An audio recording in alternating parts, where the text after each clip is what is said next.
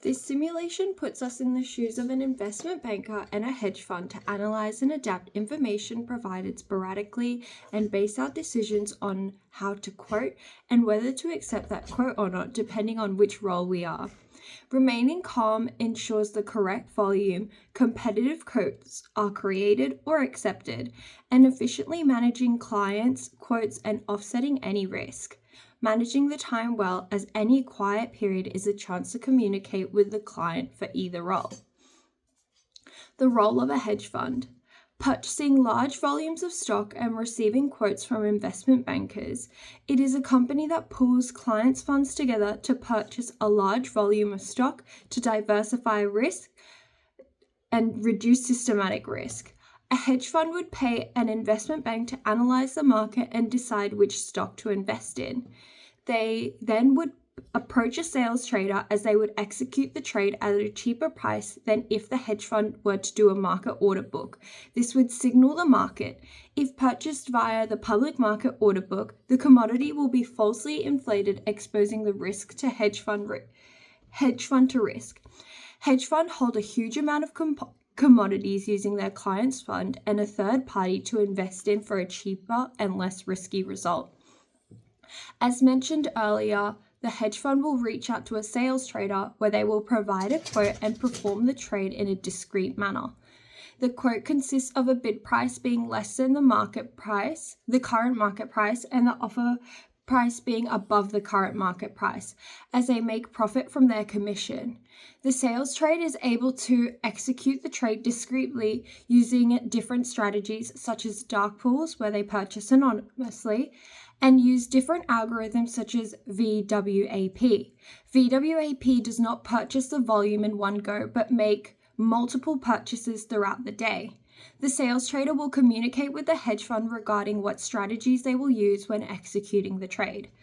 Once the trade has been executed, the sales trader will then need to offset their risk by selling at the market price to ensure net position sits at zero. The sales trader is there to purchase the financial instrument for their client. It does not hold these instruments and works closely with the client to communicate and quote the strategies they will use. Unlike the sales trader, where their role is to work closely with the client and sell those commodities to offset their position, the market maker is not directly involved with those purchasing or selling. They remain liquid, and to offset their risk, they are constantly hedging with the commodities that they hold. The market maker makes money from their spread from their hedging. The market maker plays an important role in the financial market as they are the most fast-paced out of the three and signal to the buyer, the regular buyer, how the market is going. They reduce spread, as without the market maker constantly buying and selling, the market would be much slower, reducing supply and demand. Someone in the public order book might be able to view people bidding more, which indicates a higher demand, and the market predicts that the value of this stock will go up.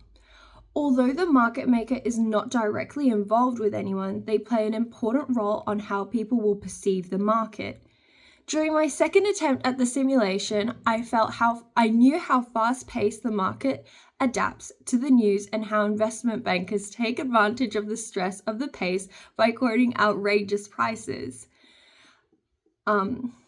It allowed me to take more time to efficiently and accurately quote based on my prediction on which way the market would go, as well as read each offer and not accept at the first go.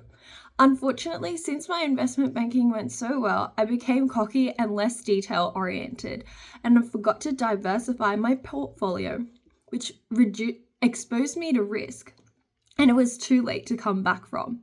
It highlighted the importance of being detail-oriented, even under pressure. As I currently work in defense, it is imperative that I am accurate with the information I provide, as it not only affects my performance, but affects the teams that need to use my reports. As I would like to progress in the financial analysis team, it is even more important to be aware of any risks and ways to offset them. This simulation was a great eye-opener to a much faster-paced environment and allowed me to take full accountability for my actions.